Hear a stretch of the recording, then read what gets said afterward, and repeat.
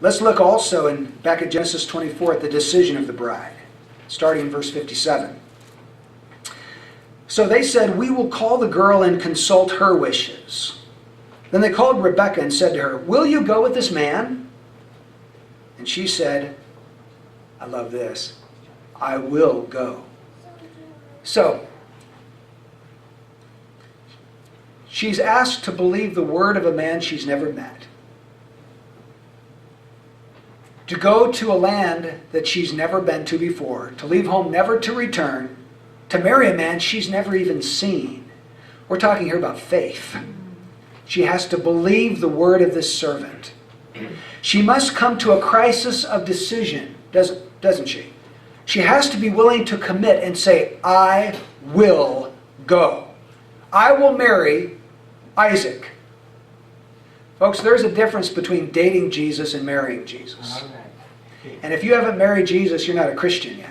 If you're playing around and dating, yeah, I kind of like him, but I kind of like to do my own thing too. And yeah, when I feel like it, I think I'll call him up and see if he'd like to get together. That's not the same thing as being converted. To be converted means that there is a committal of your life to Jesus Christ. Just like if you are married, when you married that person, your old life is gone from that moment on, isn't it? The old independent person that could go wherever he wants, whenever he wants, that person doesn't exist anymore. You're a different person. You're in relationship with a person, and that changes everything. You know, the old wedding vows. Will you take this man to be your lawfully wedded husband, to have and to hold from this day forward, for better, for worse, for richer, for poorer, in sickness and in health, till death do you part? That's what God is asking of sinners. Will you take Christ? We're not, just to make this very clear, we're not talking about just raise your hand and accept Christ and go on your merry way, and you've got fire insurance. Doesn't matter what kind of life you live from that moment on, you're in.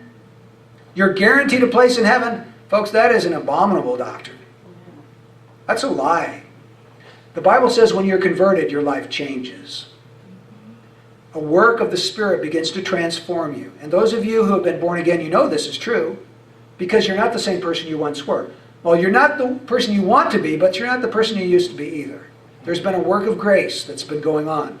There has been a committal of your life to this man. I will marry him. I will take his name upon myself. I'll lose my name. I'll take his. I'll go to be with him forever. I'm giving up my rights to live the way I please, and I'm surrendering to this new relationship. That's what conversion entails. And that's what she was willing to do. If you're here this morning and you've never become a Christian, that's what it means to become a Christian. It means to give up your old life and to receive a new one from Jesus in covenant relationship with him.